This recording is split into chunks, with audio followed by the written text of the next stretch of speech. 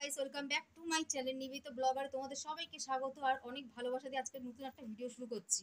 তো আজকেরটাও কোনো ব্লগ করছি না, আজকে আমি একটা রেসিপি রান্না করবো, ভাবছি তোমাদের সাথে শেয়ার করি। তো চলো রেসিপিটা দেখতে থাকো। তোমরা অবশ্য সবাই জানো এই রেসিপিটা, তাও আমি একটু তোমাদের সাথে শেয়ার করলাম। দেখো, আমারও ভালো লাগবে, তোমাদের যদি ভালো লাগে তাহলে দেখো। দেখো, এখানে আছে শিঙি মাছ। এই শিঙি মাছটাই আজকে রান্না করব আমি। পেঁপে দিয়ে, কাঁচকলা দিয়ে, আলু দিয়ে, কাঁচা লঙ্কা দিয়ে, জিরের গুঁড়ো দিয়ে, কিচ্ছু বেশি মশলা দেবো না, একদম পাতলা ঝোল করবো। এমনি এখন খুব গরম পড়েছে, বেশি রিচটা আমার ধুয়ে রাখা হয়ে গেছে, নুন হলুদ মাখানো হয়ে গেছে। এখন আমি পেঁপে কাঁচকলাটা কাটবো আর কাঁচা লঙ্কাটা চিড়ে দিয়ে দেবো। দেখো, দেখতে থাকো রান্নাটা করছি। আগে তো মাছগুলো ভাজবো, তারপরে সবকিছু ওগুলো ভাজতে হবে।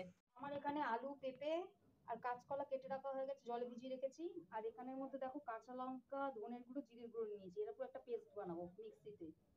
ঠিক আছে, দিয়ে দিয়েছি। কড়াইটার মধ্যে তেল গরম হোক, তারপরে মাছগুলো ভাজা করব।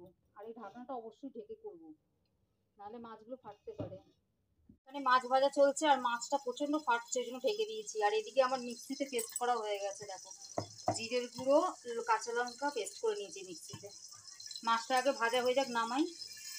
আমার মাছ ভাজা কমপ্লিট হয়ে গেছে। আর এখানে আমি তেলের মধ্যে নুন হলুদ দিয়ে তোমার এই কাঁচকলা, পেঁপে আর আলুটা এখন একটু ভাজা ভাজা করবো। তারপরে ভাজা ভাজা হয়ে গেলে মধ্যে মশলাটা দিয়ে দেবো। দেখাচ্ছি দাঁড়া তোমাদের।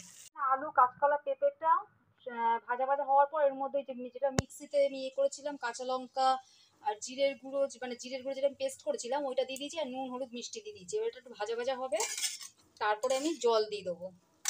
জল দিয়ে ঢেকে রেখে আলু, কাঁচকলা, পেঁপেটা ভাজা ভাজা হওয়ার পর এর মধ্যে যেটা মিক্সিতে আমি ইয়ে করেছিলাম, কাঁচা লঙ্কা আর জিরের গুঁড়ো, মানে জিরের গুঁড়ো যেটা আমি পেস্ট করেছিলাম ওইটা দিয়ে দিয়েছি। আর নুন হলুদ মিষ্টি দিয়ে দিয়েছি। এবার একটু ভাজা ভাজা হবে, তারপরে আমি জল দিয়ে দেবো।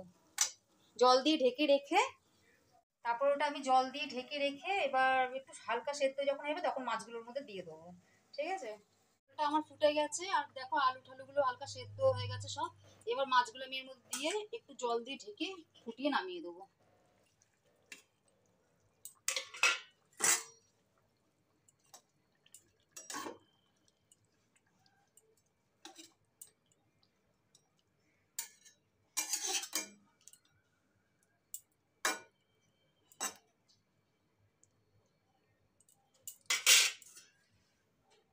একটু জল দিয়ে দিলাম।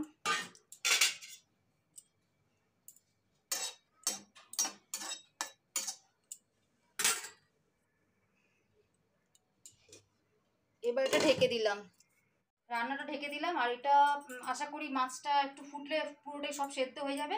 তো আমি নামিয়ে তোমাদের সাথে শেয়ার করছি। তো আমার রান্না একদম কমপ্লিট হয়ে গেছে, দেখতেই পাচ্ছ ঝোলটা ফুটছে। এবার আমি গ্যাসটা অন অফ অফ করে দিয়ে এবার ঢেকে রেখে দেবো।